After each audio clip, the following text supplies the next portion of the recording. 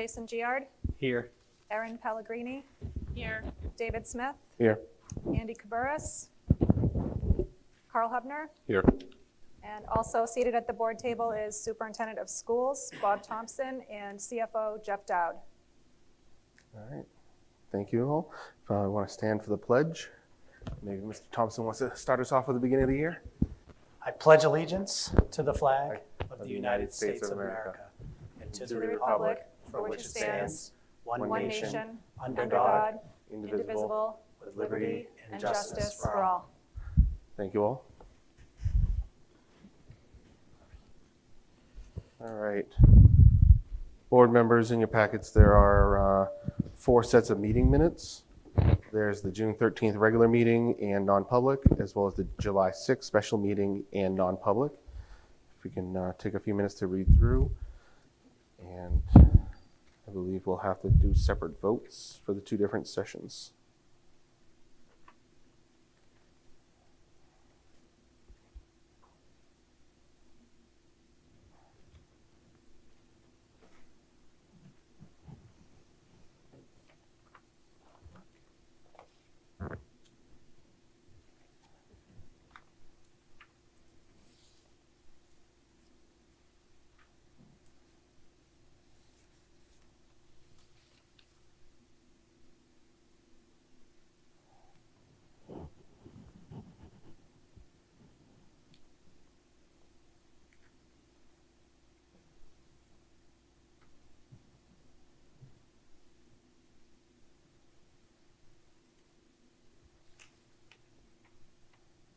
I'll make a motion to accept the special meeting minutes and the non-public session minutes from July 6th, 2023. All right, and second by Dr. Hubner. Any discussion? All approved? 6th. July 6th. And Mrs. Pellegrini, I believe those are the ones that you were. That's why I just asked, because he said July 6th. That one I was there. June 13th, I was not. So Oh, I'm mistaken. We did that of I apologize. So all approved? for July 6th. So July 6th. Yes, sorry about that, and thank you. Thank you.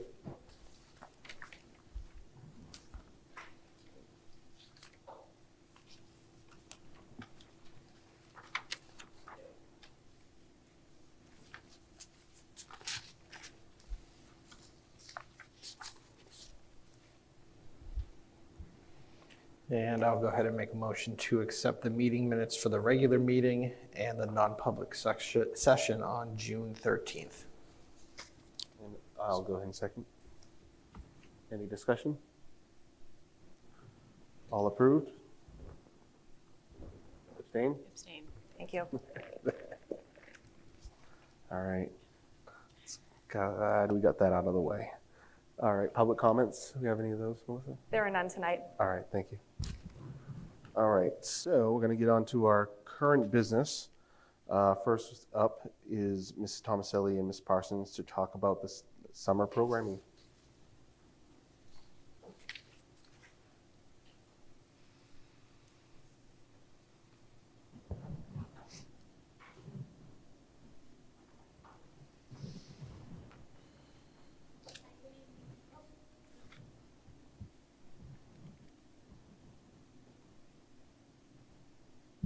Hello. Oh, there it is.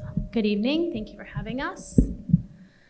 So just last week, we wrapped up our very last week of Summer Learning Academy. And prior to that, we wrapped up our ESY program. This is the first time this summer that we created a more integrated model between the extended school year and Summer Learning Academy.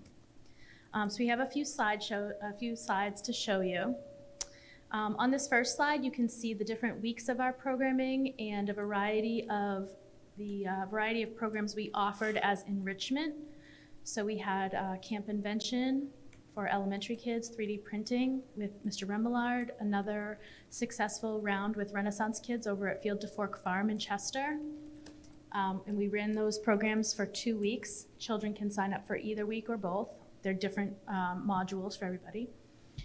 Weeks 3 and 4, we did our first ever summer literacy theater, which really focused on incorporating elements of English language arts into a more oral component and acting things out and being creative with costumes and learning some basic theater techniques. That was run by Mrs. Ponte, our new ESOL teacher. Week 4, we had STEMtastic Summer for our middle school students. That is run by Mrs. Daniski and Mrs. Aiello Johnston. And they put together a really creative hands-on STEMtastic program for middle school kiddos. And then just this last week, week 5, we did Painting Academy with Mr. Torelli for 4th and 5th graders, which was a combined age group for transitions. And then also outdoor play with the Northeast Passage Trek program for elementary students. And then we also had UNH Brown Center come in and do some work with restorative practices for middle schoolers. So it's been a very busy summer of enrichment. Yeah, here are some pictures of some of the kind of unique learning environments. We were very fortunate to partner with the community garden and the greenhouse and utilize some of our outdoor classroom space. And then we also had some kind of fine arts offerings with the theater and painting. We actually held the summer literacy theater right here in this space and utilized the camera technology to record the entire presentation. And also, I can't thank Teddy Brown and Joe Dion enough for helping with the lapel mics when we did not the rough draft, but we did the play practice before the final presentation. It was clear their little voices were just getting lost in this big space, so they came and helped with lapel mics, and it made it very professional and very important. So we're very much looking forward to doing summer theater again. These are some pictures from Camp Invention. If you have little ones that had joined us in one of the 2 weeks, you probably have, they're still probably inventing at home. They kind of create all of these unique, this one particular model on the top right-hand side was a picture of a shelter that they were building on their volcanic island. And then they had some characters. They also did a botany unit where they made a little farm tractor and programmed it. So it's quite a robust STEM program. And then we also, of course, offered 3D printing and STEMtastic Summer to kind of hone in on some of our design skills and math and science skills. So our 3D printers, the top left picture shows 2 brand new MakerBot printers that Mr. Remillard was able to add to his collection. He has such an impressive array of 3D printing options now and a lot of filament, so we'll be able to extend that into the school year with programming. And you can see some of the happy faces on the bottom, like taking their items they designed out. And he actually created a curriculum that was kind of interesting because they also had to serve as designers of other children's projects. So they would have to like consult with another person on what do you want your thing to look like, and then they had to go build for someone else. So it's kind of an interesting way to adjust his teaching style. So it's not just design what you want, it's design on behalf of someone else. And then at the bottom 4 pictures, you see a lot of the outdoor math and measurements that happened during STEMtastic Summer. So it was just wonderful. I can't say enough. Our teachers are super creative and very hands-on and so willing, and it was just very fun. These programs are offered to our families at no cost. We did use a variety of blended funding sources to make this happen. Oh, and I'll talk one more before I get into the funding sources. So this was the very last week we had outdoor play with Northeast Passage, which is a therapeutic recreation program called Trek, which is based at UNH, and then also the UNH Brown Center came on site. And these were really programs that focused on building independent skills, building collaboration and teamwork, building tenacity. It's a really great way to like get them back into the school mode and making friends and using your language. And then on the bottom right-hand side, you can see the first like really restorative circle we've done with students, and they really reflected on the connections they're making with each other and the friendships, and it went really, really beautifully. So here are some of the numbers.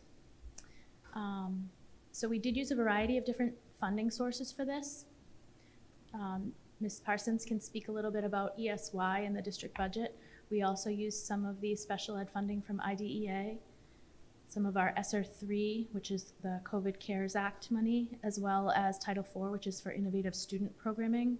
And then we were very, very fortunate to get a Beyond School Enrichment Grant, which was kind of a new lot of money that became available in late spring.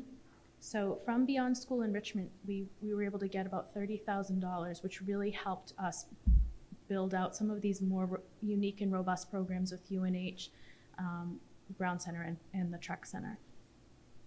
And you can see some other information here about the number of students who participated. So we had, and I'll let, do you want to speak about ESY a little bit?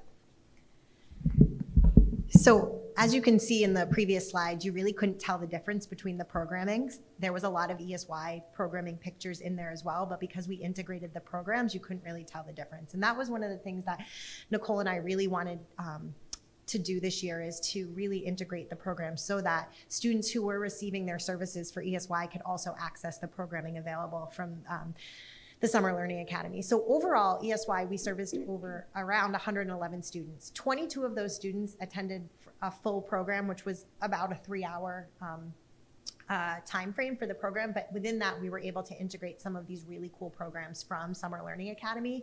And the other highlight is that this is one of the first years that we were able to have the programming in both the central school and the middle school. What we know about middle school students is once they get here, they are proud to be middle school students. So it is difficult at times to have them go back to the elementary school. And so allowing our middle school students to have their programming here, I think was really a nice shift. And you know, I really want to thank Aaron Milbury and also, you know, recognize Kara Gordon. This is obviously different from our past programming, and she really put in a lot of hours making sure that there was a pretty seamless integration between two of the programs, as well as opening up this program here on another site that hadn't happened in the past. And so Kara did a fabulous job being the ESY coordinator, but also integrating our Summer Learning Academy programming. So really proud of this approach. It allowed students to access both types of programming. And the other piece I want to highlight is that we have some students that may not necessarily go to school here, but are Hampstead students. They might be in other placements. They might choose to be at charter schools. They may be homeschooled. We did have a handful of students access our summer learning program and our ESY from those programs. And I think that that's a really great opportunity to get them back into the district and be around their community peers. So I just thought that that was another area to highlight there. And as you can see, we gave a breakdown of all of the ESY, but overall, we had a lot of students come into school over that 5-week period, and we're really proud about the programming we were able to offer them. So we are in the process of writing a survey that we're going to send out to all the families. So we'll have some feedback from both students and families around this integrated approach, as well as the variety of offerings, as well as the timing. You know, I'm very aware that it's challenging for families to schedule for the summer. We are forever trying to get this information out to families earlier. We're also forever trying to hire and staff this appropriately. So it's this game of, you know, chicken and egg and enrollment versus staffing. But we're looking forward to running something like this again next year. I just want to make sure the board understands that some of this grant money is, you know, one-year awards. And so we will probably be budgeting for summer programming in the budget cycle that's coming in the next few weeks.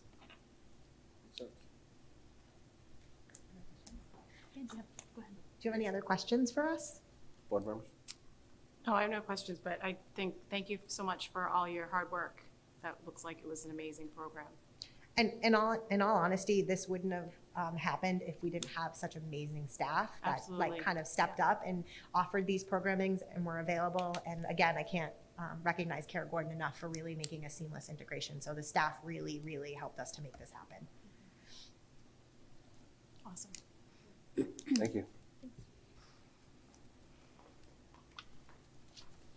All right, up next, we're going to talk about 2023-2024 opening day and have Dr. Cheney and Principal Milbury come on up.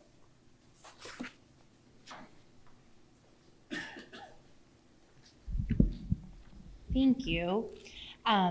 As Mrs. Tomaselli and Mrs. Parsons mentioned, we had a wonderful summer with all the programming that was at Hampstead Central School. So a big thank you to the staff and families for making it so successful. It was a lot of fun to be there. In addition, though, this summer we were pretty busy with some of our projects, which included the removal of an underground oil tank and the installation of an above-ground tank. We've also been busy. When you come visit us next time, you'll see that we have a new soundproof wall for the music room to help with the cafeteria noise and the music room sound, as well as the construction of a new checkpoint at our main entrance, which I'll talk a little bit more about in just a few minutes. But over the summer, enrollment has been in full swing. We currently have 472 students enrolled for the 23-24 school year. That's approximately 18 to 20 over what we ended with last year. We were in the 450s last year. We're in the 470s now. And the breakdown of that looks like we have about 31 preschool students enrolled, 73 kindergartners, 93 in grade 1, 99 in grade 2, 84 in grade 3, and 92 in grade 4. We're really excited to welcome our brand new staff tomorrow, and then on Friday, our full staff returns for professional learning and to get the school year started. For the professional learning this fall, we have a focus on our new Wonders curriculum, which is our new ELA curriculum at the Hampstead Central School. We're looking forward to our open house on Tuesday, August 29th from 4 to 6. We hope to see you all there. And then on August 30th is our first day for kindergarten through 4th grade.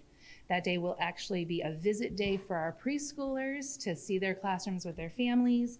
And then everyone will be in the building on August 31st. So I mentioned to you there were some changes to our main entrance, and I want to make sure that I share with you a little bit about that. We have a commitment to the safety of our students and staff in our building, so we've introduced a new entrance system and process when you join our school.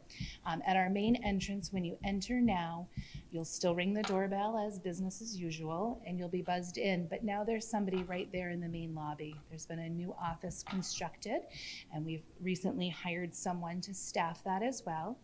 That person will vet the folks and make sure that anybody that's coming and going through the building has business to be there and a purpose to be in our school. So this is a temporary solution to a challenge that we've had for a while. You know, we've talked a lot about that main office bump out, so we have the key players down there. But in the meantime, this is a step in the right direction to help make our school more secure. Any questions that I can answer for you tonight? Nope. Okay, we're looking forward to a great year. Thanks. Thank you for that. Good evening. This is that time of year that I always say is bittersweet, because I think for a lot of families, they're pretty pumped that their kids are going back to school, but it also comes along with summer ending, and a lot of people are often sad about that, but we're pretty pumped to be getting staff and students back. I just wanted to highlight, we've sent home a couple of emails with information to parents. One of the most important pieces is that Power School re-enrollment. So anybody out there that hasn't done that yet, if they could do that, that would be great. In order for students to get the Chromebooks, we have to have the acceptable use sign off done, and that's all through Power School this year. And students are definitely gonna wanna have those Chromebooks. Teachers won't be using them the first couple of days because we'll have some stragglers, but that's an important piece. Along with that, there's information about PTSA and school pictures and athletics and things like that. So anybody that hasn't received my emails, please give us a call. We have fall registration for athletics up there as well. That deadline is Monday the 28th. So students that want to play field hockey, soccer for girls and boys, or run cross country need to go in and register for athletics prior to the 28th to be able to try out for teams. We also have open house next Tuesday. Ours is from 5 to 7. You can also expect the Kona ice truck out there, thanks to PTSA and a little bit of a fundraiser. So a little plug for them. That's always a nice treat. Parents who don't want that might want to forget their wallets. Just saying. Today we had new student orientation, which was really exciting. We have, I think we're up to about 18 15 to 18 new registered families this year, which is another year of good numbers. And we had several of those families come, and Mr. Mayu and Mrs. Karpinski did a nice job telling them kind of the ins and outs and things they needed to know about the building, giving them a tour, and hopefully putting some nerves at ease. And then on our first day, we can expect a schedule that we've typically run, which is an all-school assembly at the beginning, and then grade level meetings happen where they have just lots of conversations about what to expect in their new grade level and kind of ease them in slowly to the new year. So there's going to be lots of routines and expectations, and here's what you need to know for the kids before they really get started into the academics. So the teachers are really excited to have their new students, and we're looking forward to a great year. One last thing I just want to put out a big thank you to district-wide, our office staff, our technology staff, and our facility staffs who work really hard and tirelessly all summer and have done a great job getting our buildings ready. Thank you. Thank you. Any Thank you. questions? No, thanks for that. All right. And then I believe coming back up is Dr. Cheney to talk about a class waiver policy. Yes. So I'm here to ask tonight for a policy waiver for our class sizes, specifically in grade 2. You may remember in June, I was here to talk about grade 4. We had significant enrollments. We added a 5th teacher, and so we are all set with those numbers right now. Those class sizes at grade 4 are at 18 and 19. But at grade 2, part of what happened with the grade 4 is I needed to move a grade 2 to the 1940s wing. So my classroom sizes right now at grade 2 are at 17, 20, 21, 21, and 21. I have 2 more students sitting in enrollment, and the board policy is currently 20 students per class. So what I'm asking for this evening is for a policy waiver up to 22 students in each 2nd grade classroom. What questions do you have?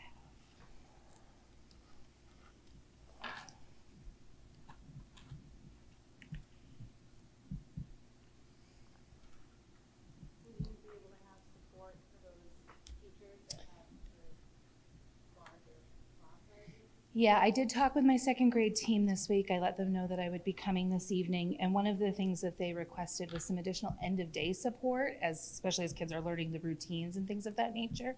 I can currently handle that with my staffing numbers. Typically, after the school year starts, how many more additional students do you expect? Great question. It slows down usually once the school year begins. Last year, I was here in August as well asking for a policy waiver for grade 2. We never went above 21. So right now, like I said, with the 2 kids I have in enrollment, it looks like I'd be at 22 in one class, 21 in 3, and then 17 in the other. And the class that's at 17, that's the cap they can go, right? Yeah, in the 1940s wing, because of the square Right. footage, yeah. So to go to 22, really, we only have 3 more students we could bring in before we're over 22 in any classrooms. Correct. Yep. Okay. And then what would be the plan if we go above 22, or you're going to come back and you've got 5 students over the next few months? What are we thinking then? Have we already been discussing with the teachers? What would be the backup plan? So we would have to really weigh the options at that point. As I shared with Jay, usually once the school year starts, enrollment slows way down. People have settled in for the year. But if we have to look at that, we'd have to look at what alternative options do we have. Do we look at sharing students in a different way? Do we look at adding one more? But one more once you start to get up there is significant. I don't want to minimize that. If we were to add a 6th, because we're already at 5 on this grade level, if we were to add a 6th, that would have massive repercussions for programming throughout the building. So how many kids total are in 2nd grade right now? I'm sorry, say that again? How many children are in the 2nd grade right 99. now? 99. Mhm. Okay. Yeah, if they were all in full-size classrooms, we'd be good to go. Right. I'm just trying to think of like next year. I know we're going to be talking about the addition, but I'm trying to think also like what happens after this year. Yeah. So, all right. Do we have any class sizes in any of the other grade levels that are smaller, like the 17? So right now at kindergarten, my class sizes are at 17, 18. Board policy is 18. In first grade, my classes are 19, 20. Board policy is 20. Grade 2, like I said, is 20 to 21. In grade 3, class sizes are at 22. Board policy is at 23. And now grade 4 is at 18, 19 because we added that 5th classroom. Yeah. Thank you. So, you're welcome. But we're right there. Yeah, I was gonna say, in almost every one of them, Yeah. we're right at policy already. I am watching those numbers. Yeah, I'm sure. All right. Any other questions? All right, I'll make the motion to accept the recommendation to bring grade 2 to 22 students per classroom max. Second. Any further discussions? All right, all approved? All right, thank you. All right, that brings us right into the next, which I think this is a good segue into HCS addition plan design discussion. Mr. Thompson? All right. All right, so we are well underway with our planning for the 23-24 school year. And a piece of that planning includes a new proposal for the Hsd Central School renovation. Again, in March, when the proposed project failed to receive the 2/3 vote from the community, we got right to work. We rolled up our sleeves and began working on a new proposal. We've shared bits and pieces of that proposal at previous meetings, but we come here tonight with some sketches and also some pricing, and we will make sure that all this information gets uploaded to the Hsd School District website so that the community can review it. And again, I just want to very quickly, for those that are new, the district, for well over a decade, has tried to address some pretty significant infrastructure, physical infrastructure issues that exist at the Hsd Central School. These issues have an impact on students' ability to access their education. So it impacts student learning. It is, as we just heard, is impacting our class sizes. It impacts special education and other special programming, and it impacts student safety. And so this year, we're coming forward with a proposal that begins to address some of those issues, specifically around class size. So what we're looking at here is a proposal that we bring forward to the board today, and that is for an addition that essentially there's two components for the board to consider. One, if you look at this graphic to the very right, is something that should look very familiar because this is identical to a portion of the proposal we put forward last year, and that would be to add 4 classrooms to the end of the existing 60s wing. Again, it's an identical proposal from last year. What you'll see on the left side here in what has been called the Cove area of the Central School is proposed 2 classroom addition. Now, for those of you who have the sort of institutional history of some of the projects that have been proposed, this was an earlier proposal a few years ago. And if we could advance the slide, please. So let's begin by looking, and we'll go through this quickly because, again, the board has seen this and so has the community.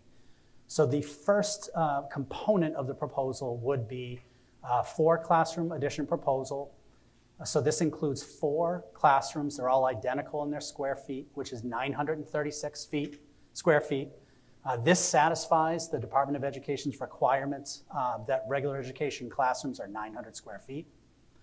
Also, if you look, there are 3, 1 on the first floor and 2 on the second floor, breakout spaces that we can sort of define their purpose later. But those are 165 square feet. That could be used as office space, small group instruction space, storage space. Could have a variety of uses. And another issue that is a critical one at the Central School that would be addressed through this particular addition proposal is safety.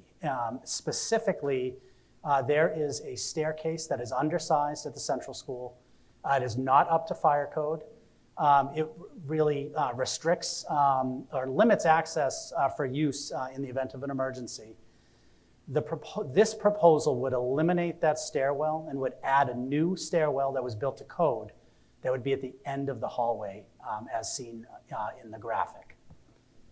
And you can advance the slide, please. So now if we look at the 2 infill classrooms, again, this is also on the 60s wing, but on the more of the interior side of it.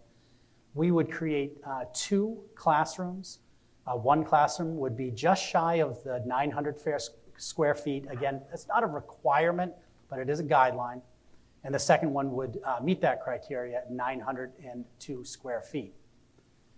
The classrooms that would be added would create some issues for restriction of light in some of the existing 40s wings classroom.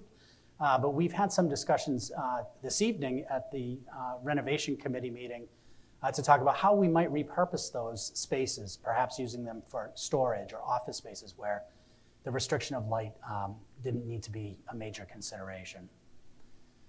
And if you could advance the slide, please. And so at this point, what I'll do is I'll turn it over to our CFO, Jeff Dowd, who can just break down a little bit of the pricing for us. Thank you. The pricing for the entire project, the 2 infill classrooms and the 4 classrooms, is $4,590,000.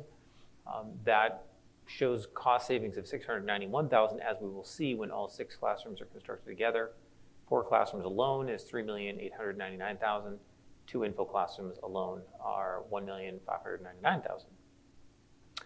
And I don't know if there are any other questions. Obviously, the board, I'm sure, will be having some robust discussions about funding and scope and that sort of thing. So those are your costs.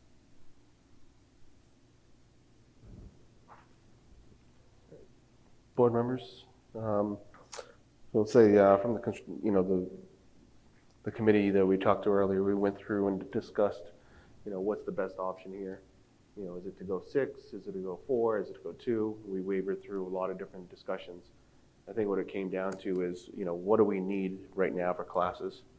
And that's why we, didn't talk about anything else other than classrooms, because as we just heard from Dr. Cheney, we're at max capacity for most classrooms, to board policy and getting close to, and some of them getting closer and closer to what, state policy would be.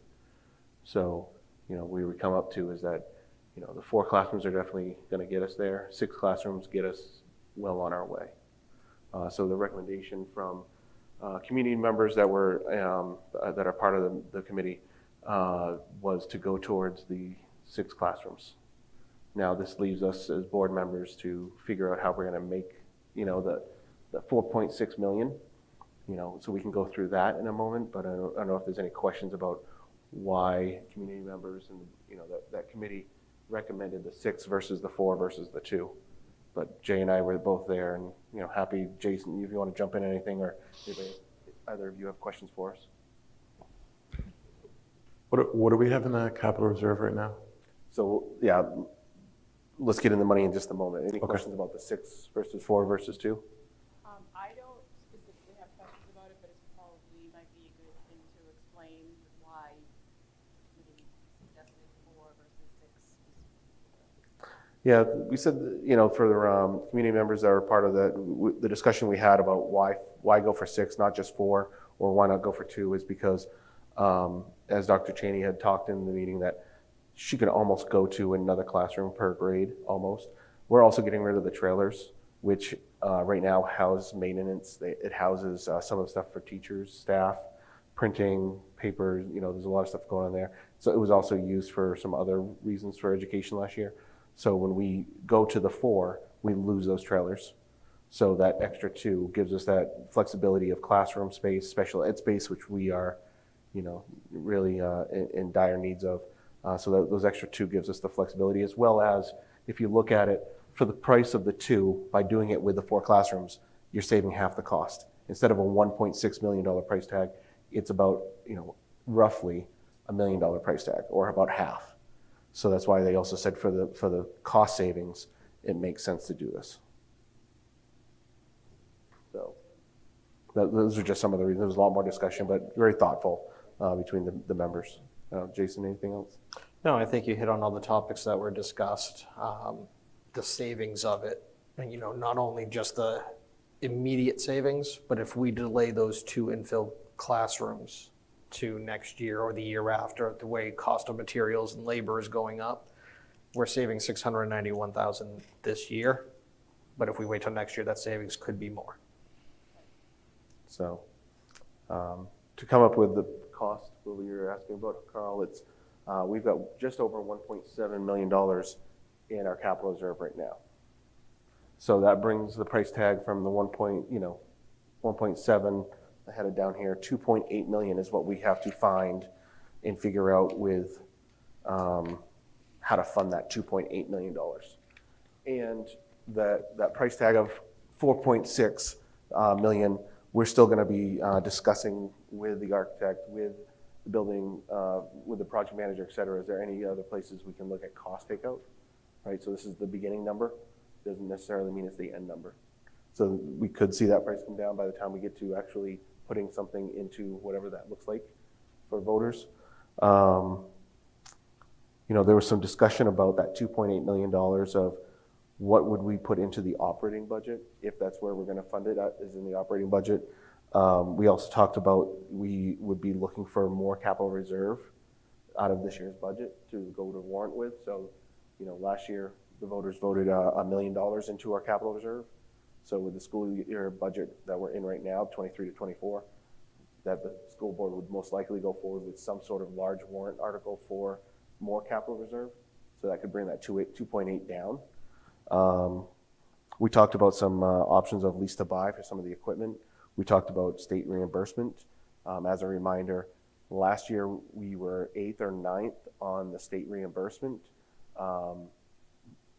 Every school ahead of us did not pass their warrant articles. So had we passed ours, we would have got that reimbursement from the state. So we can look at, we talked about reestablishing a new plan to the state for this project where we would hopefully get on that list. And again, if towns aren't voting and aren't passing theirs, and we pass a one and done like we had talked about in the spring, that's a good chance then that we could get some reimbursement, or it's better than if we didn't go forward with it. We talked about grants. We talked about with the 60s wing that we did that we went under budget by 8%. So there's a whole bunch of opportunity here to reduce that to the taxpayers from the 4.6 million down to something less. So this is some of the things related to price and cost here. So, Jeff, so if we vote on this in March, when does the bond go out and come back? Do you know what I'm saying? Like right now, so interest rates are expected to start going down end of this year into early next year. So like when does it go out to bond? We're talking bond? Just one, what we had talked about in the spring is not going for a bond, going for a one and done. Okay. So, I would not support going to a bond for, $2.8 million. My suggestion would be that we as a board find out can we fund this with our operating budget and or other means, but not a bond that you have to go out for multiple years. Yeah. But just as what we had discussed in the spring about our goal. Well, and the number was, I think we thought the number was going to be smaller in the spring. So,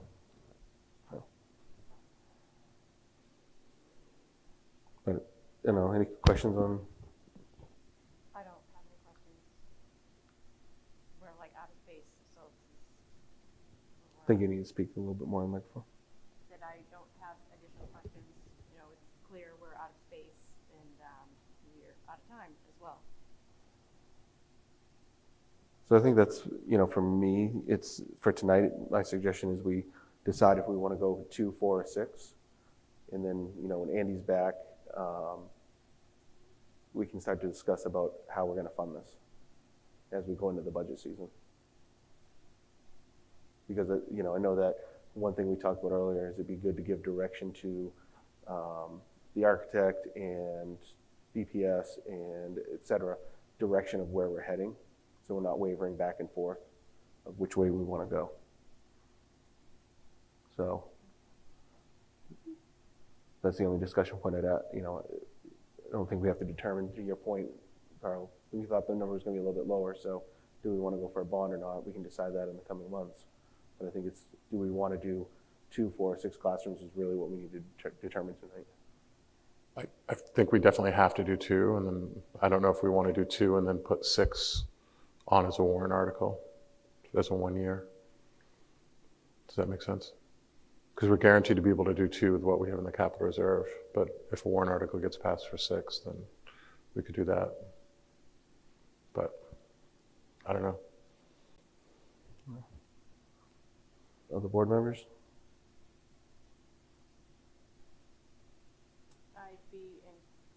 I don't think we should do any less than 4, so I'd be okay with going for 6 and just trying to figure out what we're gonna do.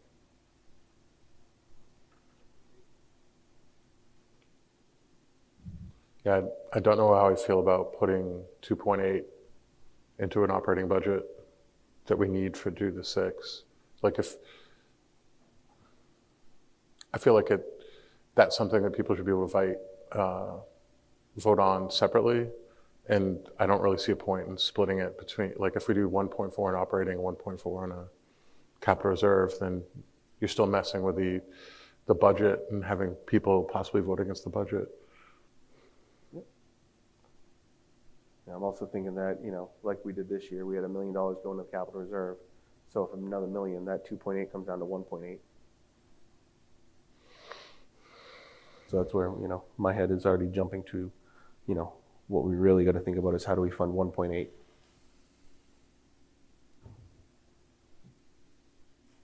And then, like the discussion in the spring, we talked about how the town voted and approved the fire department for 1.7, 1.75.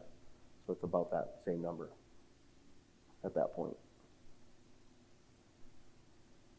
So, I don't know. And that's the part we have to figure out. Right, and that's now that what we'll have to discuss and decide. I mean, we're going to talk about budget season in a minute, but we have until November, December to really iron out where we're going to go with budgets. So it'll definitely be some fun, healthy discussions. So do we agree directionally 6 classrooms, or do we say 4 classrooms? Do we say 2 classrooms? For me, it's 2 or 6. It doesn't make any sense to do 4. Right, agreed. And if I could just, add some commentary, the issue of enrollment for the last 2 projects has been discussed, and it's been a critical component of both projects. The enrollment that we've seen most recently, specific around our conversations around grade 4, make space a dire situation when it comes to classroom space. And I would also suggest too that adding 6 regular education classrooms provides a lot of room for us to expand our special education programming. So I think 2 is not sufficient. We would build these classrooms and be coming back to the public and to the board looking for additional classroom space. So I would just make my position known that I think the 6 classrooms could be the prudent direction to go. 2 classrooms puts us where we were a couple of years ago. It does. Right. Which really isn't where we, Helpful, right? right? All right. So I'll take, we'll take that. So when we meet with BPS and Trident, et cetera, we're going towards the 6 right now. So, yep. Okay. Again, don't need a vote on that. This is more just procedural, just to make sure everybody's on board with what we're doing. Now we'll start discussing about costs, getting a little bit more, redlining some of the stuff that may or may not come out of the plan a little bit more, but I think we're pretty much there. Just I don't want anyone to think we're going to take out a lot. It's more like, we're just going to go through with a fine-tooth comb and see if there's anything we can do. So thank you for that, Ms. Thompson. All right, if we want to, now we'll turn over to the 24-25 budget season overview by Mr. Thompson. Yes, there was a request from the board just to include a little bit of an overview of our budget process as we begin the construction of the FY25 budget. I think it's also safe to say that we don't necessarily begin the budget process or end the budget process. It's something that is just always ongoing and continuing. And really, that is obviously the work of Jeff and his team. But I did want to provide the board with sort of a high-level overview of what that process looks like. So in September, we have our school and SAU preliminary collaboration work. We begin meeting with directors and principals to just construct the budget, talk about priorities. We've already begun that process. It actually begins much sooner than September, but in September, we really start to formalize that process. Then in October, we'll bring to the board some of our thoughts. We'll solicit input and get some direction from the board.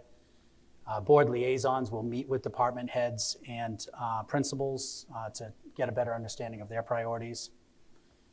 In November, we begin revising and fine-tuning the budget. And we also will present the administration's budget in November to the board. In December, the board approves the final budget. That makes it the school board's budget, and it moves to warrant for town voting. We publish a legal calendar so that the SAU is following all of the RSAs in terms of our timeline for voting. In January, we'll hold a public hearing and special meeting and we'll solicit input from the community and take in any recommended action.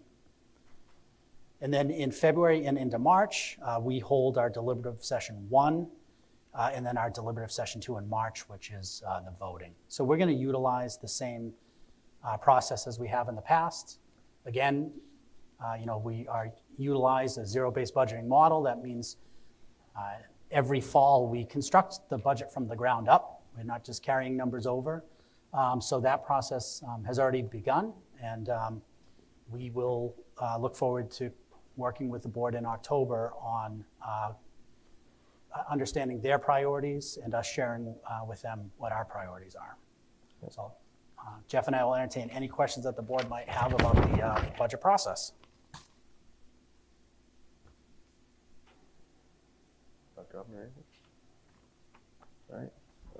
Look forward to another transparent year of putting it out there on the websites and communicating pretty much every other week. Absolutely. So, thank you. All right. Speaking of transparency, we'll go to the 2022 school district audit with Mr. Dowd. Yes. In front of you, you have a bound copy of the fiscal year 22 audit. This was done, but I believe we received it after your last meeting, so it's being presented to you today. For that purpose, the board typically reviews the report, addresses any questions to me, if I can help. And aside from that, you would normally take a vote to approve, and I'm not really sure, to accept the audit report. So I see that you've already been able to take a look at it. Do you have any questions off the top of your head looking at the report? Pretty standard. We do have the fixed asset finding again that we are looking forward to getting resolved in the current year in the 23 audit. Our auditors for the current year have already been out, have already done some field work, and are scheduled to be back out in October. So we also have a Hsd 75 long-term liabilities valuation that, if not done, can hold up the issuance of an audit report. Our draft report for the current year is already complete, so we're just waiting for it to be certified by our actuaries. So for the current year, we're in great shape. Any questions on the existing report, on the 20 report? What are the similarities or differences from the previous audit from last year? Very similar, very consistent. They were so close in time together that fixed assets, I think, were the common thread between the two of them. I think we had a gift card purchase at the elementary school, which was cited, and we have a process and procedure in place for that to prevent fraud or misappropriation. And we don't purchase gift cards very often. Sometimes it's situationally appropriate, and audit made a recommendation not to have gift cards at all, and sometimes it works okay. So as long as we're able to document the way we need to document it, especially going forward. But no significant differences that jumped out or any major other changes that? Okay. That's what I thought, just making sure. Pretty consistent. I mean, the nice thing is that having the audits so close to each other, typically they're pretty consistent in terms of findings or reviews and that sort of thing. And I think it's also important to point out when we talk about the adverse opinion on the fixed assets that the board did pass at the recommendation of the auditors, a fixed asset inventory policy last spring, Correct. which enabled us to begin the process of constructing the fixed assets inventory. CFO Dowd and I met this summer, and he shared with me that inventory is near complete. So there's been a lot of work done to address that adverse opinion. So the small issues that were in the last audit are the same kind of small issues in this audit, and you've already kind of have a plan to fix any of those issues? Yeah, exactly. Awesome. Very few issues, I think, in there, generally. Yeah.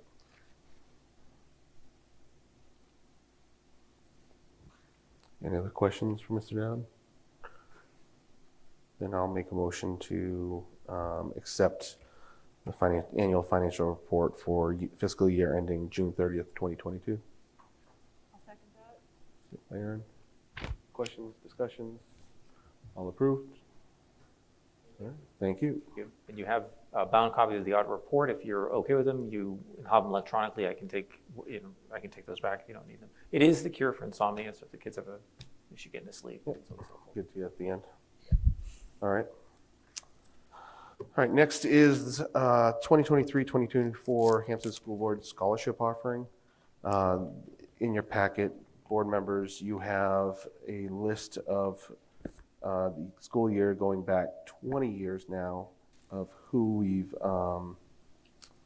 been the recipients of this scholarship, along with their monetary amounts. As typical we do at the beginning of the school year, we do look to vote on that we're going to continue this or not, and at the dollar threshold or not. So up for discussion and looking for a motion of what do we want to do for scholarship for this coming year. I would keep it scholarship.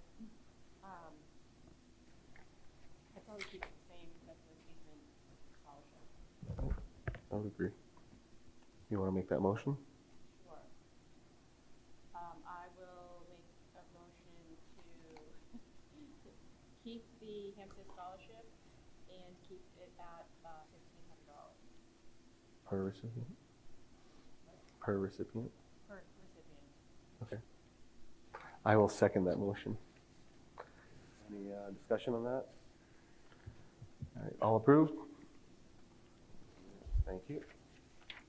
All right. Next, we are going to go to the 2023 Summer Personnel Report. All right. It has been a very busy summer, and I am very proud to say that we have all of our teaching positions that have been filled, and not only have we filled them, but we have filled them with some really high-quality people that are joining us. Some are fresh out of school. Some are joining us from school districts that have high standards and expectations. So we are delighted to have our new teachers join us. So with that said, I present the summer personnel report. And I want to thank Dr. Hubner for his work as the board designee in approving these candidates. So we're going to start with our summer resignations. So for professional staff, we have 3. We have Sue Adams, who's the Central School pre-kindergarten teacher, Candace Gatzoulis, who's the HMS music teacher, Brian Rastusha, who's the Central School elementary classroom teacher. For nominations, we have 6. Eleni Dionis, who is the Central School speech language pathologist. Kerry Bowles, who will be joining us as the middle school special education case manager. Karen LaPlante, who will be joining us as the Hampstead School District Special Education Reading Specialist. Lisa Kennedy, who will be joining us as the Hampstead Middle School STEAM teacher. Carly Birch, who will be joining us as the Hampstead Central School Elementary Classroom teacher. That's a one-year assignment. And Bonnie Sorwick, who will be joining us as the HMS music teacher. So at this time, I will entertain any questions. Again, any specific questions related to personnel would need to be handled in a non-public session of the board.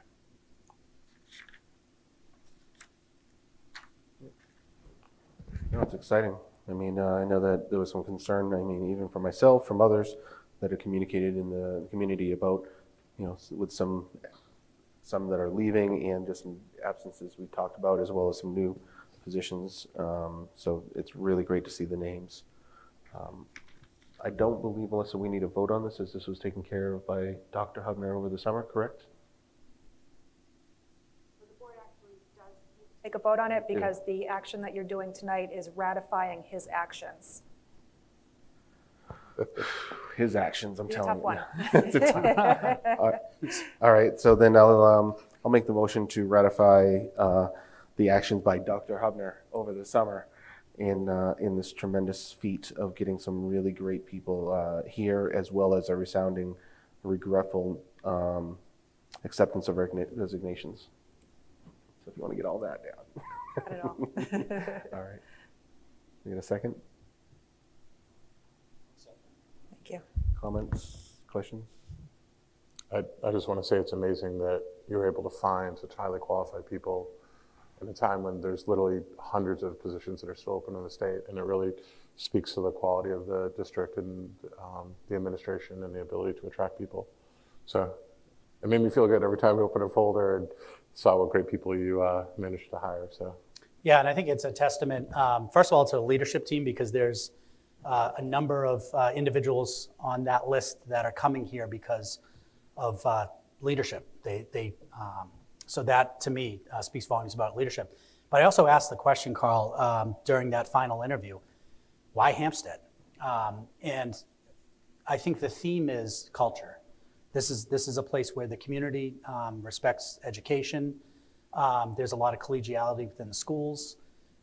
You know, that we have some great students that come from great families. Like, that seems to be what the draw is for educators to come to Hampstead. So we want to continue to build on that.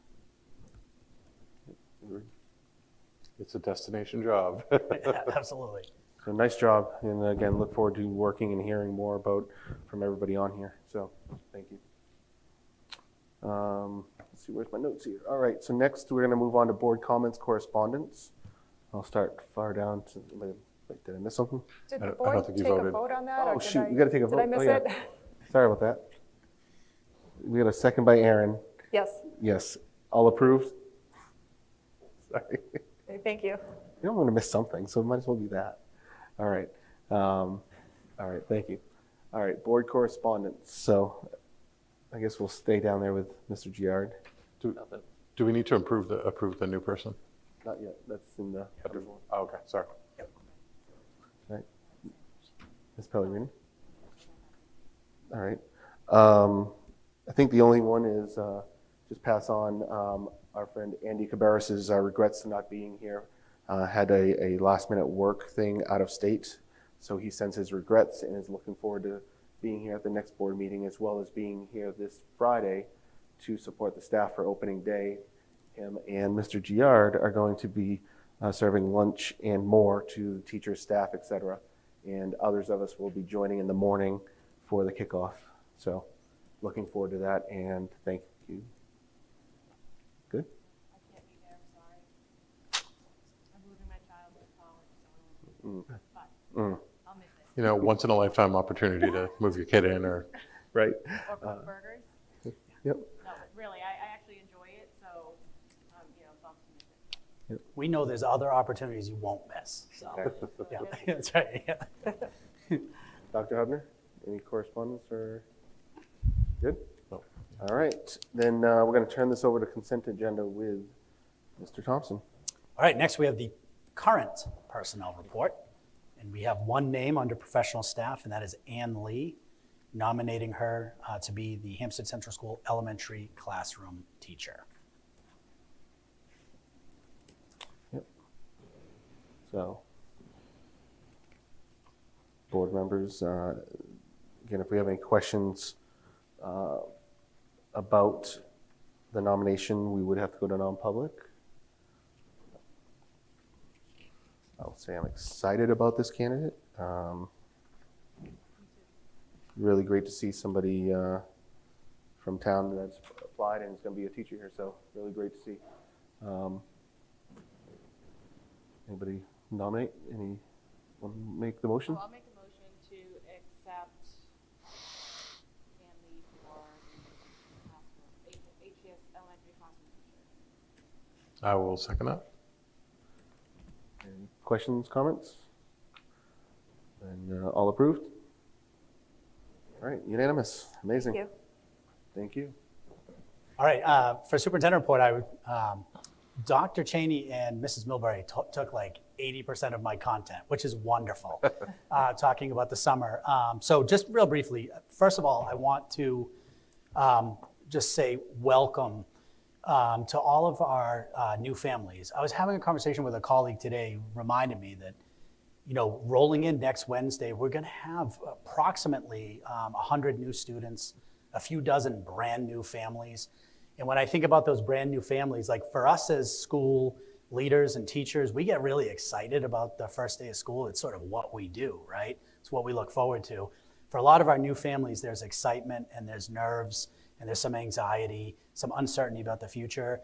I just want to communicate to those families to let them know that we look forward to partnering with you. We're excited that your children are going to join us. We are partners on this journey and look forward to the collaboration over the next 8-9 years that we will work together. So thank you. Also, I just want to recognize all of the individuals who worked tirely this summer to get us operational. Sometimes people have this view of schools in the summer as, you know, people on vacation and, you know, things are real quiet. That's really not the case. It is a very bustling place, from technology to maintenance to the front office to the administration. There's a lot of work. If you walk around this building, and I think I might have heard Chairman Smith make this comment, like, this school looks ready to go. Like, we could almost start tomorrow. And that really is the result of a lot of individuals who worked very hard this summer. And to that, I just want to turn it over to a couple of our directors who are going to talk a little bit about summer work and some of the other items. I think I'll start with Mr. Dowd. A couple quick updates. And we've been providing updates to the board regularly. Dr. Cheney spoke to the elevator lobby position at HCS. The room itself should be done plenty of time for the start of school. We're pretty far along right now. The permanent stage wall up at the school as well is coming along very, very well. Expect that that'll be complete or nearly complete before the beginning of school. As an information for parents in district, we are going to be moving from a program that we call NutriKids, a program that parents probably recognize as myschoolbucks.com. We're going to be moving over to another platform called Titan for our point of sale food service. Our students will be, or have already migrated over, I believe, into the new system. Parent balances or student balances will be moved over as well. There will be a new place to make deposits into the account. You may need to reorient your account with your student. Once you do that, information will be coming out in the schools. I'm really pleased about this, though. The current POS system that we have is more POS, I guess, than current and modern. So the new system will be a lot more modern and real time. So that's it. That's all I have. So. Oh yeah, in your packet, I also have a copy of the preliminary school district schedule of payments, just as an FYI for you. This is how we build the town. I send out a preliminary in the summer, and then when we have final rate setting in the fall, I can send out a permanent to schedule our payments. Great. Thank you. And now we'll have our Director of Student Services, Jessica Parsons, talk a little bit about our multi-tiered systems of support work. Again. So like Bob said, we've been very busy this summer. And as part of our commitment to continuous improvement and providing the best educational experience for all of our students, we're really pleased to present an update on our district multiple tiered systems of support. And so last year we talked a lot about it from a behavioral, social, emotional perspective. But going into the summer, we wanted to look at the systems as a whole. So not only addressing the social, emotional, and behavioral needs of our students, but also the academic needs of our students.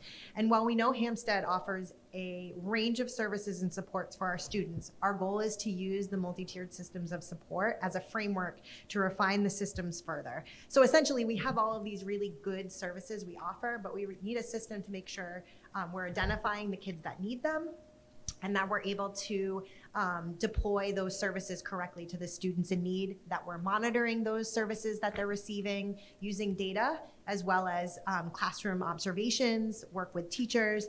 And essentially, we want to make sure that all students are getting what they need. And so this system provides us a structure to ensure that they will do that and get the appropriate level of support. And so we really want to kind of align with making sure that they're equitable, there's inclusion, that we have preventative measures in place, as well as continuous improvement. So we met several times throughout the summer to kind of begin just, I wouldn't say begin, but really kind of assessing what we have for our current services and figuring out how we can better systematically deploy those services to students. And both buildings will be working with teams to roll out this systematic approach.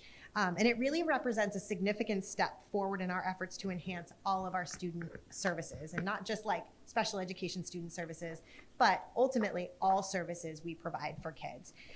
And it does so in a way that we're accountable, so that we're able to track that kids are making progress, and that if they aren't in a certain intervention, that we're able to then relook at what we've provided and how we might be able to do it differently so that they can get what they need.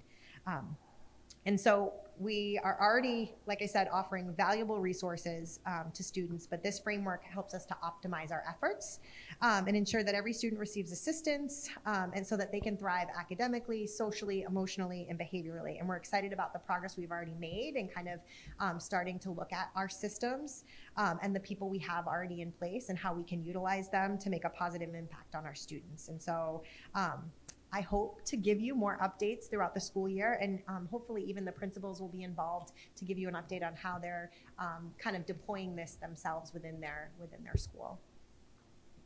Do you have any questions about that? No, it's really good. Yeah, looking forward to it. Thank you.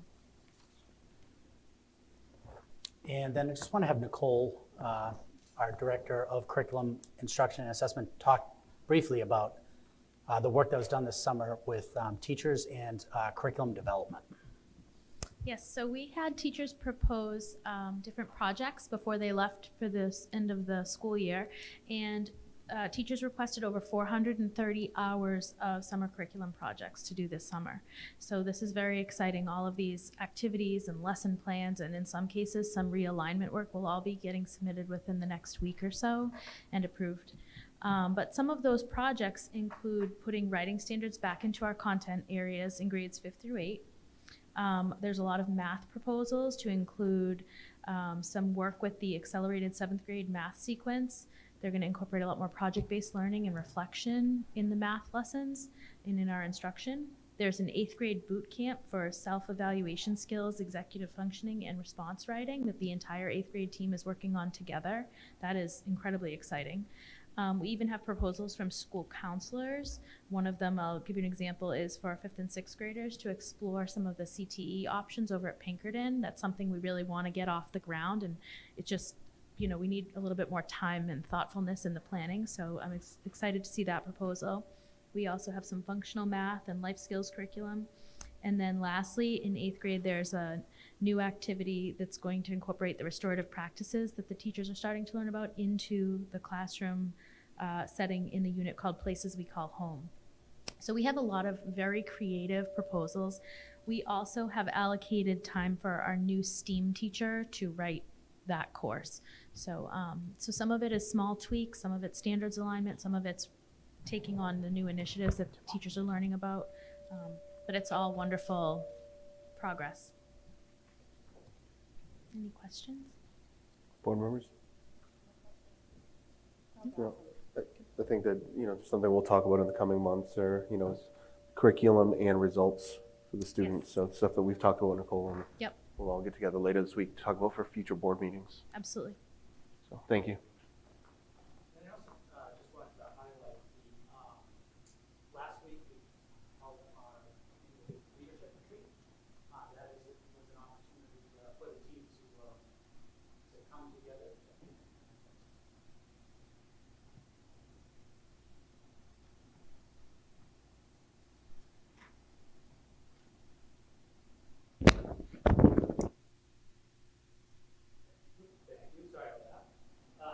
So last week, we held our 2-day leadership retreat, and that was an opportunity for us to get together as a team and review parent feedback, staff feedback, reflect on that feedback, talk about what steps we would take for self-improvement. We also planned professional development activities, not only for the start of the school year, but for all of the school year. We have early release days. We have to plan professional development days that we need to plan as well. There was Jess led a leadership study on Ted Lasso. He's going to be the focus of some of the work that we do as a leadership team this year. We're reading a great book that I'm almost finished. It's called What Would Ted Lasso Do? So there's little pearls of wisdom in here that we will discuss as a team.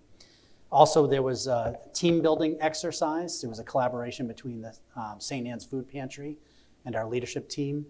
They did if you know the show Chopped, so there was they did a Chopped exercise where they had to make various dishes at the food pantry using some of the food that came right from the community garden. It was planted by students. So it was really 2 days of great professional learning, and I really have to say a sincere thank you to both Nicole and to Jess, who were instrumental in the planning. I last minute had a family situation that prevented me from attending. They stepped right in, and honestly, the product was probably better than if I had been there. So I thank them for all of their work, and I really feel good about the direction that this leadership team is going when it comes to providing support for our staff and for our students this year. So with that, that is the superintendent report, and I'll entertain any questions that the board might have. Good.